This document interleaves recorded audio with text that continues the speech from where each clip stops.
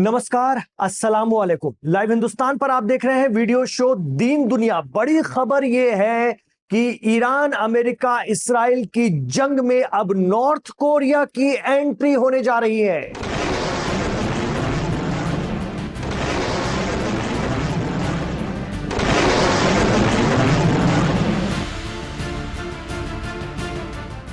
जी हां, north Korea जो एक न्यूक्लियर ताकत है। आपको याद होगा, ईरान, अमेरिका, इस्राइल जंग से पहले ही 19 फरवरी को नॉर्थ कोरिया ने अपनी मिसाइलें निकालकर तहलका मचा दिया था।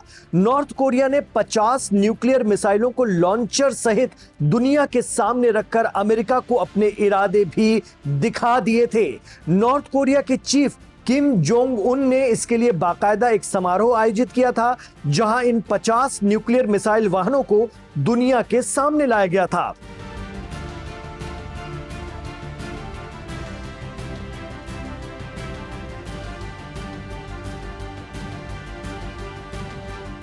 अब खबर यह आ रही है कि नॉर्थ कोरिया ने जापान और साउथ कोरिया की तरफ अपनी मिसाइल दागी है।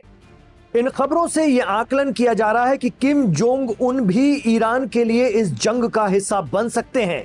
लेकिन आप सोच रहे होंगे कि नॉर्थ कोरिया ने जापान के समंदर में मिसाइल क्यों मारी, तो इसकी बड़ी वजह सामने आई है। दरअसल जापान की अपनी फोर्स नहीं है, उनकी सुरक्षा की जिम्मेदारी भी अमेरिका ही लेता है। तो जापान की समुद्री सीमा पर तैनात अमेरिका के करीब 2500 मरीन्स, जंगी बेड़े और फाइटर जेट मिडिल ईस्ट की तरफ रवाना किए गए हैं। जिस तरह से ईरान ने समंदर में तैनात अमेरिकी जंगी बेड़े यूएसएस अब्राहम लिंकन और यूएसएस गेराल्ड आर फोर्ड को भारी नुकसान पहुंचाने का दावा किया है, यहां तक कि वो ऑपरेशनल भी नहीं है, ऐसे में जापान के करीब खड़ी अमेरिकी नेवी के 2500 जवान और जहाजों का ईरान भेजा जाना किम जोंग उन को मौका दे रहा है, क्योंकि जापान से ये अमेरिकी साजो सामान और फौजी आबनाए होर्मुज या होर्मुज स्ट्रेट को खुलवाने के लिए निकले हैं और ये ईरान की जमीन पर उतरने का भी प्लान बना रहे हैं। 13-14 मार्च की रात ईरान के कंट्रोल वाले खार्ग आइलैंड पर हुआ हमला इसी की बानगी बताया जा रहा है, जिसके जवाब में ईरान ने भी मिडिल ईस्ट में ऑयल फैसिलिटी पर निशाना साधा है। अब मीडिया रिपोर्ट ये बता रही है कि किम जोंग उन की रणनीति ये हो सकती है कि क्योंकि जापान के समंदर से ईरान की तरफ अमेरिकी नेवी रवाना हुई है, तो इसके बदले में वो जापान के समंदर पर हमले कर रहे हैं। लेकिन क्यों, क्या उनकी मंशा है ईरान की मदद के साथ साथ, उसे भी समझिए। किम जोंग उन और नॉर्थ कोरिया अमेरिका को यह बताना चाह रहा है कि अगर इस इलाके से अमेरिका ईरान पर अटैक करने का सामान ले जा रहा है तो वो उसे वहीं रोक सकते हैं, या फिर अमेरिका के हटते ही उस पूरे समुद्री इलाके पर कब्जा कर लेंगे। यानी ईरान को पाने के ख्वाब में अमेरिका सच में काफी कुछ खो देगा। नॉर्थ कोरिया के एक्शन से लग रहा है कि वो भी अपने दोस्त ईरान के लिए इस जंग में किसी न किसी तरह से अमेरिका को छकाने की तैयारी में है। चीन पहले से ही ईरान के साथ है और कहा जाता है कि उसे इंटेलिजेंस और हथियार मुहैया करा रहा है। रूस भी ईरान के पीछे है और नॉर्थ कोरिया के रूस और चीन के साथ भी अच्छे संबंध हैं। रिपोर्ट तो ये भी आ रही है कि चीन के समंदर में चाइनीज नेवी की हलचल देखी जा रही है। सवाल ये उठ रहा है कि जिस तरह अमेरिका मिडिल ईस्ट में फंसा हुआ है, उसका फायदा उठाकर चीन ताइवान पर कब्जा करने की सोच रहा हो, वहीं नॉर्थ कोरिया साउथ कोरिया से पुराना हिसाब चुकता करना चाहता है। दरअसल नॉर्थ कोरिया ने 2019 में किम जोंग उन की अमेरिकी प्रेसिडेंट डोनाल्ड ट्रंप के साथ परमाणु कूटनीति अमेरिकी सैंक्शंस के कारण फेल होने के चलते साउथ कोरिया के साथ लगभग सभी बातचीत और सहयोग रोक दिया है। साउथ कोरिया अमेरिका का करीबी है और नॉर्थ कोरिया कट्टर अमेरिका विरोधी।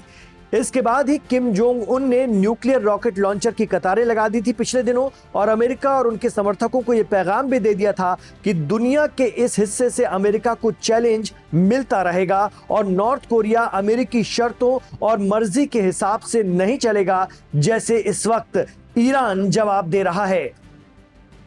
दरअसल जापान और साउथ कोरिया के समंदर में अमेरिका मौजूद है और यही वजह है कि नॉर्थ कोरिया ने अपनी न्यूक्लियर तैयारियां कर रखी हैं और उसके पास न्यूक्लियर छोटी मिसाइलों का बहुत बड़ा जखीरा है। कहा जाता है कि नॉर्थ कोरिया के रॉकेट लॉन्चर आर्टिफिशियल इंटेलिजेंस और उन्नत गाइडिंग तकनीकों से लैस हैं, जो उनके रणनीतिक मिशन को अंजाम देने के लिए तैयार किए गए हैं और नॉर्थ कोरिया की न्यूक्लियर ताकत का प्रतीक बताए जाते हैं।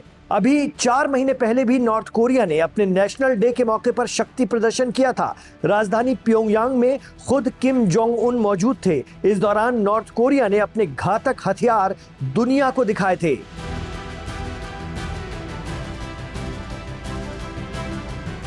तो दुनिया के 2 मोर्चों से अमेरिका को सीधी ललकार मिलती है। एक है ईरान, जिससे इस वक्त अमेरिका जंग में उलझा हुआ है, और दूसरा है नॉर्थ कोरिया। और अब नॉर्थ कोरिया भी इस जंग में किसी न किसी रूप से ईरान का साथ देने की तैयारी कर चुका है। अगर नॉर्थ कोरिया ईरान के लिए उतर रहा है और रूस चीन भी साथ हैं, तो अमेरिका के लिए यूरोप को उतरना पड़ेगा और एक आलमी जंग या वर्ल्ड वॉर की पूरी संभावना बन रही है।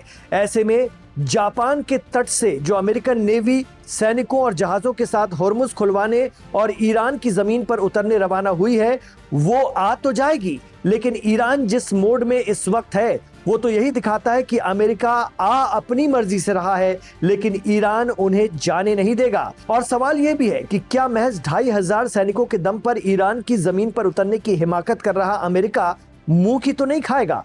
जो ईरान हर मोर्चे पर अमेरिका और इजराइल समेत 8 अरब देशों की हालत खराब कर चुका है, वो क्या अमेरिकी सैनिकों को इतनी आसानी से वापस लौटने देगा? और उस खला का फायदा उठाकर, उस रिक्तता का फायदा उठाकर नॉर्थ कोरिया जापान के समंदर से लेकर साउथ कोरिया को हलाकान कर देगा। आप क्या मानते हैं? हमें कमेंट बॉक्स में जरूर बताएं।